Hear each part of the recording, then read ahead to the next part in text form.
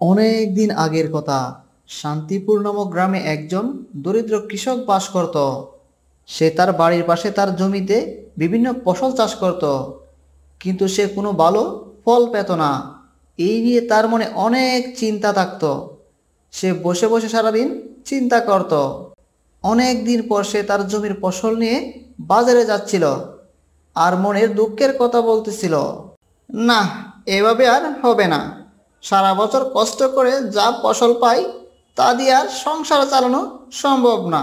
শেষমেশ মনে হয় আমার শেষ সম্বল ফসলের জমিটাও বিক্রি করে দিতে হবে। বেলা তো শেষ হয়ে এলো, কলাগুলো তো বিক্রি করতে হবে। কলা বিক্রি না করতে পারলে তো বাজারও করতে পারবো না। যাই, তাড়াতাড়ি বাজারে চলে যায়। বাজারে যাওয়ার পথে দরিদ্র কৃষকের সাথে সাধু বাবার দেখা হয়ে যায়। কে রে বৎস, তুই বাজারে যাস নাকি? মাথায় এগুলো কি নিয়ে যাইস? সাধু বাবা, আমি শান্তিপুরের দরিদ্র কৃষক, সাথে কিছু কলা নিয়ে বাজারে যাচ্ছি। কলা বিক্রি করে বাজার করতে হবে। আমি আজকে খুবই ক্ষুধার্ত, সারাদিন কিছুই খাইনি। আমাকে কিছু কলা দিবি? আমি তোকে আশীর্বাদ করে দিব।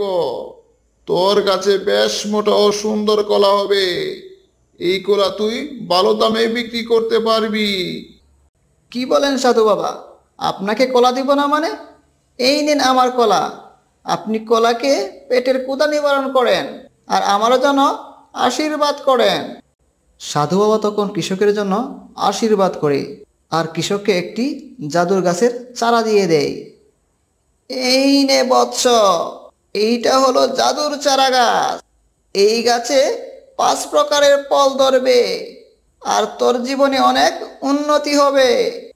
কৃষক তখন গাছের চারা নিয়ে বাড়ি চলে আসে। আহ, আজকে মনে বেশ আনন্দ লাগছে। এইবার মনে হয় ভাগ্যের চাকা ঘুরে যাবে।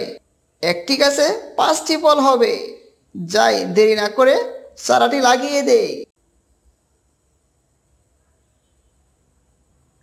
কৃষক তখন জাদু চারাটিকে তার ফসলের জমিতে লাগিয়ে দেয়। সে গাছের গোড়ায় জৈব সার দিতে দেয়।